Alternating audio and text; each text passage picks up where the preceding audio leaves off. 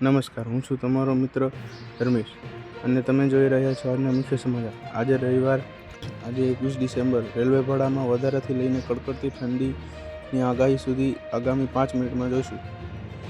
Railway ભાડામાં વધારો. વર્ષના અંતે રેલવેએ મુસાફરોને મોટો ઝટકો આપ્યો છે. 26 ડિસેમ્બરથી મેલ અને એક્સપ્રેસ ટ્રેનોના ભાડામાં વધારો થશે. જોકે રાહતની વાત એ છે કે લોકલ ટ્રેનના ભાડામાં યથાવત રહેશે. ઠંડીનો નવો રાઉન્ડ. તૈયાર થઈ જાઓ ગરમ કપડાં સાથે. હવામાન વિભાગે આગાહી કરી છે કે 24 ડિસેમ્બરથી ગુજરાતમાં કાતિલ ઠંડીનો બીજો રાઉન્ડ શરૂ થશે. પવનની દિશા બદલાતા તાપમાનમાં મોટો ઘટાડો જોવા મળશે. સોના ચાંદીમાં તેજી. રોકાણકારો માટે સમાચાર ચિંતાજનક છે. સોનાના ભાવમાં આસમાન છે અને ચાંદી તો પ્રતિ કિલો 2,14,000ને પાર કરી ગઈ છે. લગ્નની સિઝનમાં આ વધારો સામાન્ય જનતા ખિસ્સા પર ભાર વધારશે. હવે જોઈએ રાજ્યના મહત્વના સમાચાર. સુરતમાં ફૂડ વિભાગની કાર્યવાહી. સુરતના ખાણીપીણીના શોખીનો માટે ચેતવણીજનક કિસ્સો.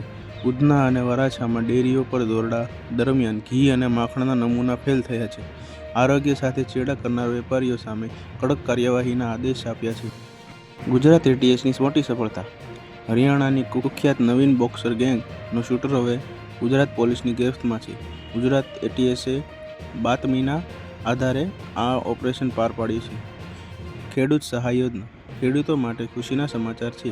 ગુજરાતના 23 જિલ્લાઓમાં પાક સહાય નાણાં ખાતામાં જમા કરવાની શરૂઆત થઈ ગઈ છે. બાકીના જિલ્લાઓના ખેડૂતોને પણ ટૂંક સમયમાં સહાય મળશે. રાષ્ટ્રીય અને આંતરરાષ્ટ્રીય અપડેટ્સ. મહારાષ્ટ્ર પેટાચૂંટણી. આજે મહારાષ્ટ્રમાં રાજકીય ગરમાવો છે. સ્થાનિક ચૂંટણીના પરિણામો જાહેર થઈ રહ્યા છે, જેમાં મહાયુતિ અને મહાવિકાસ આઘાડી વચ્ચે જોરદાર ટક્કર જોવા મળી રહી છે. આરએસએસ શતાબ્દી કાર્યક્રમ. કોલકાતામાં મોહન ભાગવતે સંબોધન કર્યું અને સંગઠનના આવનારા 100 વર્ષના વિઝન પર ભાર મૂક્યો. જોહાનિસબર્ગ ગોળીબાર. આંતરરાષ્ટ્રીય સ્તરે દક્ષિણ આફ્રિકામાં થયેલા અંધાધૂંધ ગોળીબાર 10 લોકોના કરુણ થયા છે, જેને વિશ્વભરને ચોંકાવી દીધું છે. આ હતા આજના મુખ્ય સમાચાર. વધુ વિગતવાર માહિતી અપડેટ્સ માટે અમારી ચેનલ સાથે જોડાઈ રહો. વિડીયો ગમ્યો તો લાઇક, શેર, સબસ્ક્રાઇબ જરૂર કરજો. આવતીકાલે ફરી મળીશું. ત્યાં સુધી જોતા રહો.